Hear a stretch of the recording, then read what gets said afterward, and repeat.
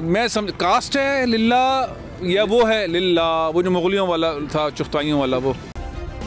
Subscribe करें और bell दबाएं ताकि कोई खबर रह न जाए। आपके ख्याल में 2022 में पाकिस्तान को अमेरिकन एस्टेब्लिशमेंट के साथ, बाइडेन एडमिनिस्ट्रेशन के साथ किस तरह से आगे बढ़ना चाहिए? फैसल भाई, आपको बहुत ज़्यादा तजर्बा यहाँ की सियासत का और पाकिस्तान की भी सियासत का। आपसे कोई बात नहीं छुपी। जो सबसे ज़्यादा इम्पॉर्टेंट चीज़ है अमेरिका में, there is no free lunch in United States. ठीक है, यहाँ पे जो कमज़ोरियाँ हैं हमारी वो बहुत ज़्यादा है। डोमिनेंस है जो इंडियंस की है। आप जितनी उसमें इम्प्रूवमेंट कर सकें वो बहुत टाइम उसमें चाहिए। अब वाइट हाउस में जो 55 के करीब जो इंडियंस हैं, पाकिस्तानी हैं जो 3 हैं, वो भी ऐसे हैं कि उनकी कोई पार्टी से, कोई आम कम्युनिटी से कोई उनका राब्ता नहीं है। वो अपने तौर पे डेमोक्रेटिक पार्टी में आए। जो यहाँ की जो डायस्पोरा है, जो कम्युनिटी है, वो बहुत ज़्यादा रोल प्ले कर सकते हैं उसमें ये पीटीआई का चैप्टर बनाने की बजाय ये एक शोगल मेले की हद तक तो ठीक है, लेकिन जो जेन्युइन काम है इनका यहाँ पे मेन स्ट्रीम जो पॉलिटिक्स है वो ज़्यादा पार्ट प्ले कर सकते हैं फॉरेन पॉलिसी के साथ। ये जिसके साथ साथ हमारे जो एम्बेसडर्स हैं, जो सफारत। अच्छा, आपको लगता है 2022 में प्रेसिडेंट बाइडेन जो हैं वज़ीर आज़म पाकिस्तान को दावत दे देंगे, फ़ोन पे बात कर लेंगे, कोई ब्रेक थ्रू हो जाएगा? ये लगता तो नहीं है जिस तरह हालात जा रहे हैं दोनों ममालिक के, क्योंकि खान साहब एक बहुत ज़्यादा स्टांस लिए हुए हैं। जैसे पहले हमारे हुक्मरान थे कि अमेरिका के लिए कुछ भी करने को तैयार हो जाते थे, वो बराबरी की सतह पे बात कर रहे हैं पाकिस्तान की और यूनाइटेड स्टेट्स की। पाकिस्तानियों को तो बहुत अच्छी लग रही है ये बातें सारी। नहीं, बात ही ये प्रैक्टिकल नहीं है ना।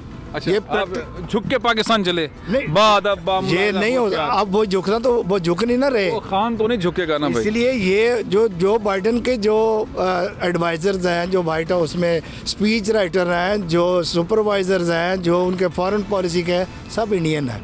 जितनी देर तक पॉजिटिव, यही बात मेरी चुगताई साहब आपसे भी सवाल है। आपने कौसर जावेद साहब का तर्जिया सुना, वो कहता है कि 2022 में पॉसिबल नज़र नहीं आ रहा कि सदर बाइडेन कॉल करेंगे या रब्ता करेंगे या उन्हें इनवाइट करेंगे खान को।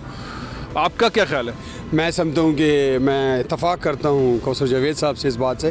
2022 में भी नहीं आएगा, 23 में भी नहीं आएगा, अगले इलेक्शन के बाद आएगा इंशाअल्लाह। तो मैं ये समझता हूँ। तो एक दो चीज़ें मैं ऐड करना चाहता हूँ। एक ये कि यहाँ पे अमेरिका में जो पाकिस्तान की सियासी जमातें हैं उनका कोई लाएअमल नहीं होना चाहिए, उनकी बिल्कुल कोई ज़रूरत नहीं है। उसकी बजाय पीटीआई खान साहब को चाहिए कि यहाँ पे एक थिंक टैंक लॉबी बनाई जाए, जो पाकिस्तानी लॉबी हो, जो पाकिस्तान के बिहाफ अमेरिकन सियासतदानों से, लॉ मेकर से मिलके पाकिस्तान के बिहाफ काम करे। Last but not the least, small business के लिए मैंने बात अर्लियर की थी कि small business backbone of the industry in United State. मैशत की पाकिस्तान में भी ऐसा है। खान साहब को स्मॉल बिजनेस लोगों को इंसेंटिव देने चाहिए। वहाँ पे बहुत टैलेंट है, इंसेंटिव दे के उनको आगे ले आएँ और इंशाल्लाह पाकिस्तान की मैशत बहुत जल्दी आगे जाएगी। अच्छा, आप क्या समझते हैं 2022 में खान साहब की और बाइडेन साहब की मुलाकात हो जाएगी, फ़ोन पर रब्ता हो जाएगा, कोई ब्रेक थ्रू होगा? मैं ये समझता हूँ कि फैसल भाई, हमें उसमें ये देखना चाहिए कि जो पेंटागन और GHQ का रिलेशन है, ठीक है, army to army, military to military, वो थोड़ा होता है, ज़्यादा होता है, लेकिन एक बैकडोर जनरल से दोनों का आपस में रब्ता है, पाकिस्तान आर्मी का और पेंटागन अमेरिका का। वो तो ज़ाहिर है अफगानिस्तान से लिपटा हुआ है तो रहेगा जी। तो इसी तरह से जो हमारी पॉलिटिकल साइड है उसको भी हमारे पॉलिटिकल लीडर्स के अंदर इतनी एबिलिटी और इतने गट्स ज़रूर होने चाहिए। मुझे बहुत अफसोस है कि अमेरिकन पॉलिटिकल ऑफिसर जो है हमारे शेख रशीद को मिली है, वो कहती है वो जो कह रहा था मुझे समझ नहीं है और मैं जो उसको समझा रही थी उसको समझ नहीं है, ठीक है।